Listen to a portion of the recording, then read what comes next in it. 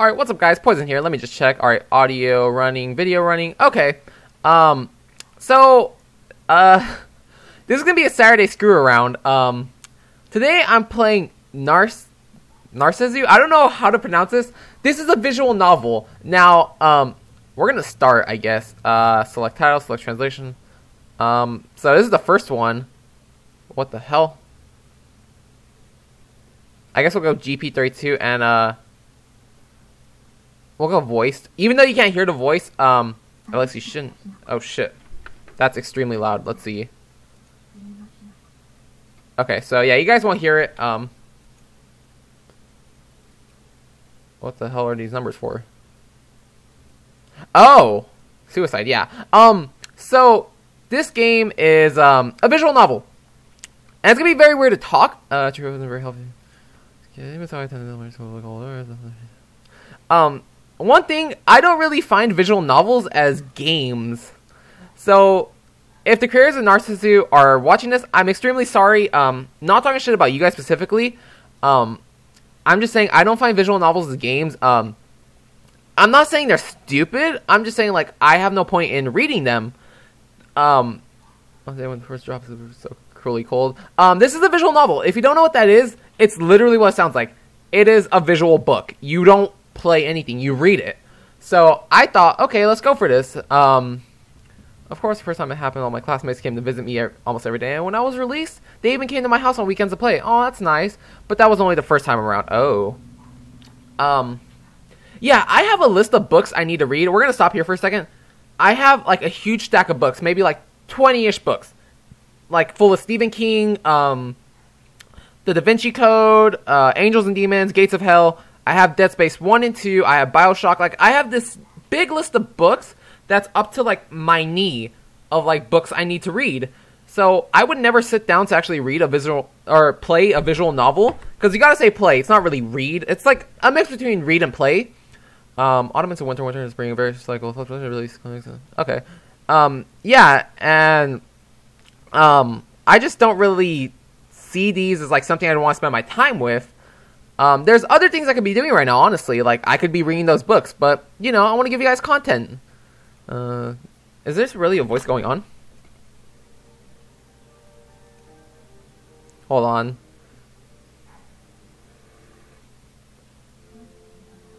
Oh, she's speaking Japanese, so I can't even understand.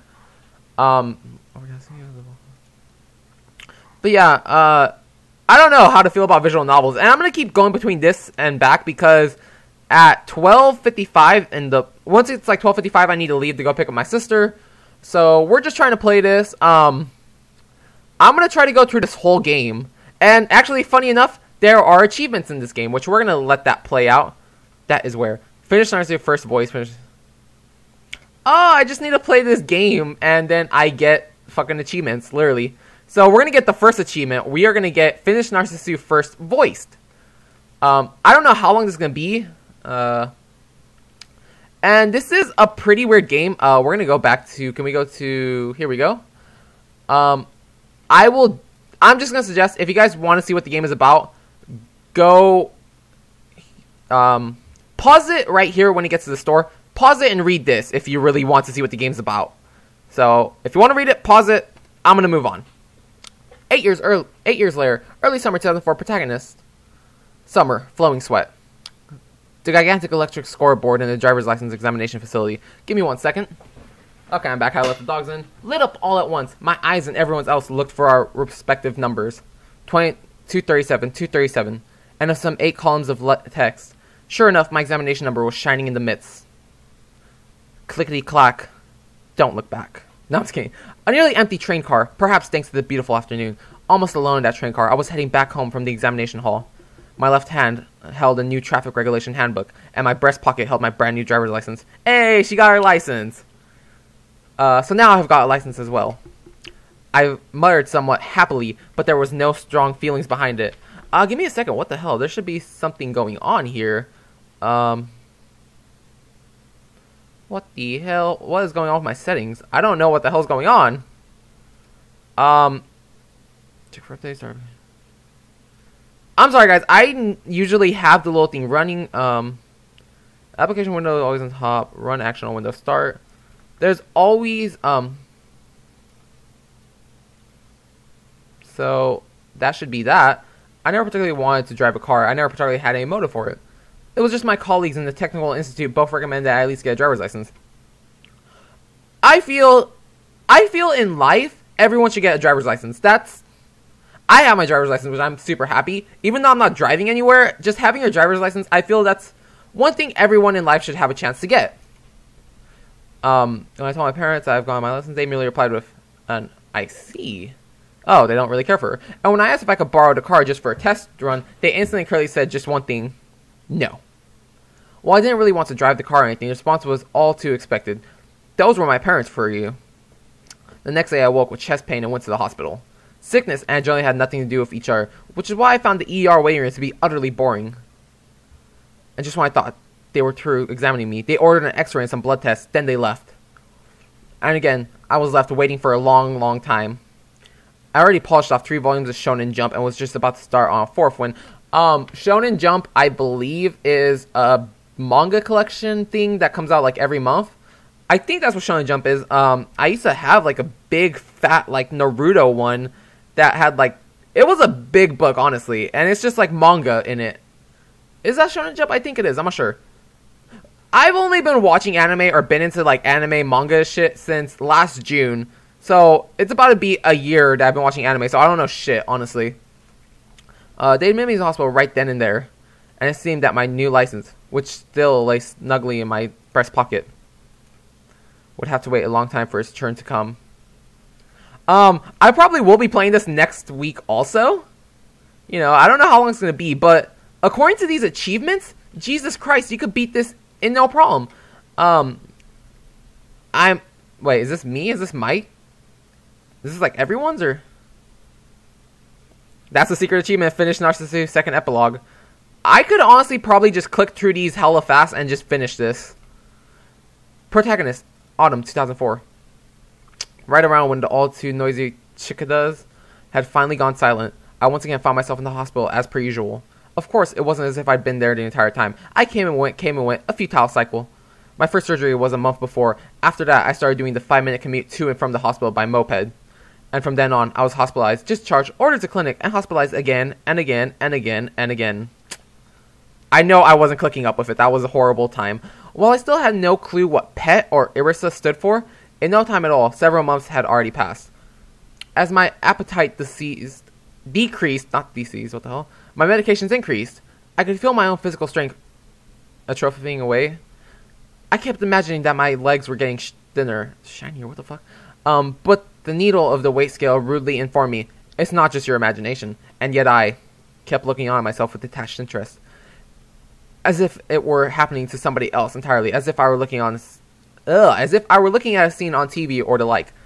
So yeah, this game has to deal with suicide. I don't know why I chose this. Honestly, I'm sorry, guys. My mind cannot grasp what suddenly happened to my body. Nothing within me was telling me that I was real at all. And that's why, even though it was all happening to me, I kept looking on as if it were happening to someone far away. Protagonist, winter 2004. So last time it was autumn. A day of winter, around when the Christmas trees had vanished from the streets. I was discharged home as a kind of year's end treat. It seemed like an exercise until transience, but still, it made me slightly happy. I traveled back to a home I had not seen in a long time in the midst of a freezing rain. Strangely enough, my entire family was there. My parents, who had never so much as talked to me, came out to meet me, if with terribly stilted smiles. And my little sister, with whom I'd never had a pleasant word, had made my favorite cream stew and fried shrimp just for me. Aw, it's so nice. They made me sit at the table. They peeled tangerines for me. They were cruelly kind. It was an impressive display. At this point, and dog wants to go out. Give me 1 second. Seriously, these dogs are annoying. They want to go out and come back in literally within like minutes. Like, as you saw maybe 5 minutes ago, I let them in, and they instantly want to go back out. At this point, a little thought occurred to me about my new driver's license, which was still stuffed away in my pocket. That perhaps things would end for the license without ever having known any use.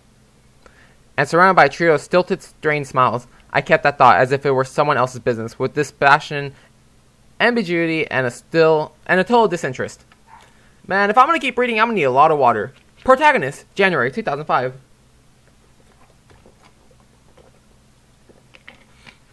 A new year began, and I returned to the hospital. Huh. I want to know how long this game is. But on this day, instead of the usual 4F room, I ended up in a conference room of sorts. They took me there. And then my father and daughters had a little talk. I joined in. Well, they talked to me. So this was their so-called announcement. They said it in a terribly roundabout fashion, but they told me that I was going to die. Well then, honestly, if I were going to die, I'd want them to tell me, but not to be so blunt. Come on now, guys. Just straight up, you're going to die. I see. That was my only reply. I had no other words. It was the only thing that left my mouth from beginning to end. And the doctor's ballpoint pens flew across paper as if in response to my words. Those are probably hospice enrollment procedures. Business-like to the last. My father has the same. So it's this simple. Was the only real thought I had. That was such a weird thing. Let's see. We're at 11 minutes. Okay. That day, I was transferred from room 4F to 7F. From a 6-person to a private room. It was a little different from the other wards, this 7F. First of all, the floors were sparkling clean, and second of all, the ceiling was higher than I'd ever seen it. Oh, excuse me. The rooms were very nice, and had large windows from which the warm daylight streamed in as if by design. But the windows only opened a little.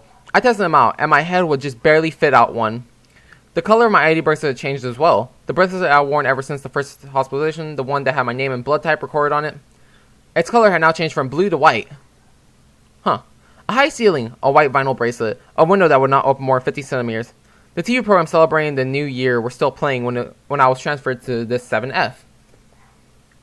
I know it was at the dawn of that very year. Okay, I'm back. I know it was at the dawn of that very year that I met her for the first time. What's going on? Oh. Narcissu. And there's a reason why I'm playing this. So we're gonna go to my games real quick. I just saw this game and I'm like, it's free to play. I want to see what a visual novel is like. So I want to play this and then delete it because I have a few other games I want to play. So yeah, I just want to play this so I could delete it. And come on, it's 5 easy achievements. There was this place kind of like a lounge at one side of the corridor across from the nurse's station. This generally deserted place held a few couches and chairs as well as a large TV. Stupid programs commemorating the new year were still being broadcast on a 28-inch screen. I think the screen I'm playing on right now is like 28 inches or something. Probably not. And there was a girl who looked absolutely bored watching that absolutely boring TV. Short, in pink pajamas, a white bracelet on her wrist, just like mine. Impressively long hair that almost reached down to her hips. Hey, do you find that interesting? There was no deep purpose in the asking, simply. I had nothing else to do, so I started talking to her. Not really, was her only reply to me. She didn't turn to face me at all. And she kept looking on with boredom at the TV as if I didn't even exist. Then don't watch it. Even as I thought this, I sat down in the chair next to her, and side by side we watched TV. Nothing else to do. Nothing we could do. So we sat there silently and watched TV. New Year celebration programs, as per usual, a useless array of comedians and oddities, and every so often the MC's stupid, shrill laughter resounding dryly in this white, sun-drenched lounge. Say, tell me.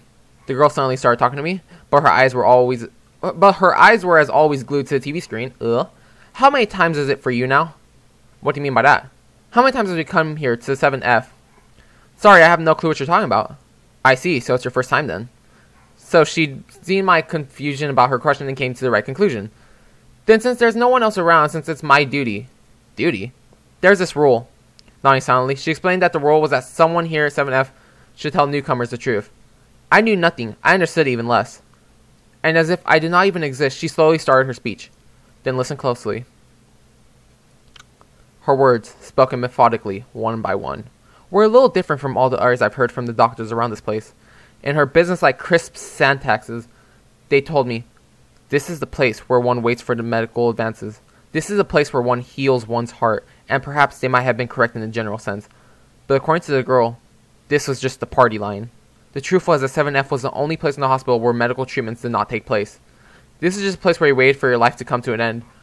Jesus fucking Christ, are you serious? What the hell am I doing? Wrong one. Jesus Christ, they just literally send people here like, yeah, you're gonna die, just come here. Those were her words to me. I thought so well. I'd felt it even before she'd spoken. See, this is my second time. Second time doing what? Coming here. And then she explained to me that nobody on 7F stayed here for initial hospitalization all the way until death. While there was zero possibility of being cured, you were sent home if your condition was stable. But if it worsened again, you would be returned here. That cycle ended only in death. Whether it was at home or here on 7F, always one of the two, you were going to die. No way to escape it seemed. And with that meaning permitting her every word, she informed me that this was her second time up here. I'm only going to say this once, so listen closely now. She continued speaking, all the while staring at the blank TV screen. This wasn't idle chit-chat about when lights out was or where the kitchen was or anything like that. This was something completely different. The third time you are discharged home, re-sign yourself. There won't be a fourth time. You will never go home again. If you ever want to escape, head towards the B station, not the A station. Remember that, B, not A. Eat nothing. That is the simplest shortcut. You leave the smallest burden on your family that way. It's as if she was packed to the brim with matters like those. This is probably an oral tradition, relevant only to those who were going to die, and kept by those who came here for that purpose. So, is this the duty that you were talking about? Yes, that's right. So, do remember to perform for a newcomer yourself someday, okay? With those words, she slowly stood up. She casually tossed her long hair, and it grazed my nose. I had to go get my temperature measured, so... Like Tech 9 always says, check her temperature. Then she turned her back and started walking down the corridor. Now completely deserted save for me, the lounge held only the laughter from the TV and the white flowers by the windowsill. In the end, she didn't even look at me once. What a slut. Protagonist, January 10th, 2005. A few days later. Oh, it also says 7F. New Year celebrations were over, and the middle and high school students were beginning a new term. And just as ever, she and I sat in the lounge, staring blankly at the TV. This is boring. So it is, so we said, but both of us kept our eyes on the screen. Hey, is this place always this way? I don't understand what you're getting at. I'm getting at how it's always deserted. Other than the nurses, doctors, and help staff, and other than her, I'd not seen a single person. Did everybody go home for the New Year or something? Do you really want to know? Well, I didn't mean. Then I won't tell you. We, who discernibly tossed back and forth this exchange, that could not even be called a conversation. The slight breeze coming from the window that would not open more than 15 centimeters.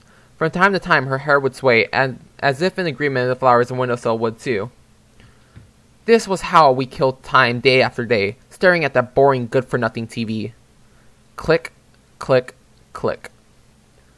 Oh, here the two of you are, an elderly nurse said as she rushed towards us. From what I've seen of the nurse's station, she was apparently the charge nurse to 7F. Well, Miss Setsumi, any fever? I'm fine, no fever. Setsumi? So that was her name. You really shouldn't be moving around like this. Do you understand? Everyone's worried about you. Oh. Well, right-click, apparently. I could save it. Sweet. I can come back to this later. Do you understand? Everyone's worried about you. Well, whatever. Come now. What kind of answer is that? Oh, children these days. The nurse continued to scold and henpeck for some while longer. And the girl named Setsumi, just pretended not to notice it at all. She simply stared straight forward at that boring TV, paying that fussy nurse as little heed as she could. I'll be coming later to draw some blood, okay? With those words, the charge nurse went back to her nurse station. Let's see, what are we at? We're at 20 minutes, okay. Hey, well, mind if I call you Setsumi? I asked as I stared at her white vinyl ID bracelet and at the blood type and name written therein. Is something the matter, Setsumi? Why are you calling me that? Huh? You're younger than me. Hey, why am I younger than you? Nothing, that's just what I thought it all. It wasn't that I was offended that someone called me younger than her. It was just that no matter how I looked at it, I thought I was 5'6" older than she was. That's why I took out my driver's license from my breast pocket and handed it directly to her. See, I may not seem it, but I'm 20. Hey! In literally 3 months, actually 2 months. Let's see, this is going out Saturday, the 30th. So in literally 2 months, I'm going to be 20 also. So you're younger after all. She only took a glance at my license before handing it back to me. I don't really get what you're saying. It doesn't really matter, I'm just a little older than you, that's all. She murmured as expressionlessly as ever. Her eyes were fixed on that boring TV, alright, but it also felt as if she was gazing at something far away. Her death. She's staring at her death coming. After I had taken my AM vital signals... Goddamn it, Blackcraft. I snuck past the nurses and boarded the elevator. When I got to 1F, I walked out the outpatient clinic doors and walked outside of the hospital. That's a big no-no. My goal was a place that I'd been told not too long ago. The faraway B station, not the nearby A station. It wasn't that I wanted to escape or anything. God damn it, give me a second. At 7F or at home, none of us died anywhere else. That's what I've been told. And this B station, which this girl named Setsumi had apparently been to many times. That's why at least just once I wanted to see this place with my own eyes. It's not that there's going to be a guard on duty. Even so, we were inhabitants of 7F, different from our inpatients. And thinking of vague maybes so early in the morning, I headed toward that station. My legs settled into a lazy gait as I glanced sidelong at the people commuting to school or work. After about 25 minutes of this, I arrived in front of the station. Roughly 4 bus stops when I calculated out. Wow, there are a lot of people here. Was my first impression of the B station. I stood out a bit because I was in pajamas. But I felt that if I could just buy a subway ticket, I'd be able to get anywhere. No questions about it. I saw any idea why I'd been told to go to the B station, not the A station. Real quick, just based off of how Setsumi is, I feel she kind of, like, set her up for death. Because, I don't know, I just feel like Setsumi isn't someone that could be trusted at the current moment. And I know I'm digging way too deep into this, but I feel like Setsumi sent her to B station to, like, die or something. But it looks as if I would be easy to escape if I really wanted to. She must have come here many times herself. So why does she remain on 7F right now? The station in the early morning. I stood there thinking these thoughts as I watched the people rapidly passing me by. Because all around me are familiar faces. Or whatever, I don't know the song. That night, after lights out, bored of manga and unable to sleep, I wandered to the hospital alone. Certainly, it wasn't supposed to be allowed after lights out, but we at 7F had a peculiar kind of liberty. Bitch, if you sent me up to 7F to die, knowing I'm gonna die, I will do whatever the fuck I want, honestly. Lights out, bitch, I'm gonna die soon. So in the presence of no light, in the pitch black stillness of the lounge, that was where I found her. Hey, have you been looking outside today? Yeah. The darkened interior, she didn't answer me, but she continued to stare out the window as if she had not. I immediately launched into what had happened today. Oh, by the way, I went out to the station today. The B station, just as you taught me. I see. But her response did not change. I thought that she'd react with something because she'd been there before too. But now that I thought about it, did the fact that she was here mean that she had no intention of escaping in the first place? I'm going to be going home soon. What? She opened her mouth abruptly and spoke as if she'd seen right through me. But next time will be the 3rd time. So we may not see each other again. Yeah, I guess. Probably what she was talking about was a temporary discharge from the hospital. She told me that nobody was discharged from 7F more than 3 times. Unlike the elderly, given the progress of our diseases, this meant all the more to young people like us. Her, we may not see each other again, was filled with that kind of meaning. Oh, which one have you decided on? Decided on? Where you're going to die? When that word death came up so abruptly, I was at a total loss for words. Dude, lost. Look, there's 1, there's 2 feet, there's other 2, and then, let's see, there's down, and then there's a well, I don't fucking know. I don't know. Haven't thought about it yet. I see, it's just your first time after all. She murmured, looking desolate. Certainly, it wasn't as if I was going to exist here forever. Okay, so, you know how they said earlier, if you get discharged 3 times, the 4th time you're not getting discharged is death? What if they, like, have someone just poison you? Like, what if, like, for some weird reason, like, you don't die of natural causes, they, like, shoot you or some shit? Just like everyone else, I would be admitted and discharged, slowly go weak, and Sunday, I would have to choose in the end, here on 7F, or at home surrounded by those fake smiles. Well, fuck. Do I want to die in 7F, where it's just me? Or do I want to die at home, where, like, my family has to watch me suffer in pain? If you guys... Oh, no, you guys haven't seen it. Fuck. Well, basically, on Monday, I have a video where I had to watch my characters die right before my eyes. I would not want that shit, honestly. I would rather die at 7F. And I'd rather... I don't know, honestly. That's such a weird thing to say. Would I want to die in 7F and have the hospital call my family and be like, your son is dead? Or would I want to die at home watching them, like... watch me suffer as I die? That's a fucking hard thing to do. I don't want to die at home. Okay, good. But I don't want to die here either. Then what will you do? I guess the only thing... jump out the window. I guess it's technically still a hospital. Is to go somewhere. Well, I still have the strength to. Somewhere you can't be. This girl who was staying here on 7F when she could have escaped anytime she wanted. When I thought of that, do you have any other place to go? Do you? Want to stop me? What? Or do you want to come with me? Well, no, that wasn't what I was thinking about. Then don't ask. She was staring out the window as she spoke. Dispassionate, not looking at me once, the same as ever.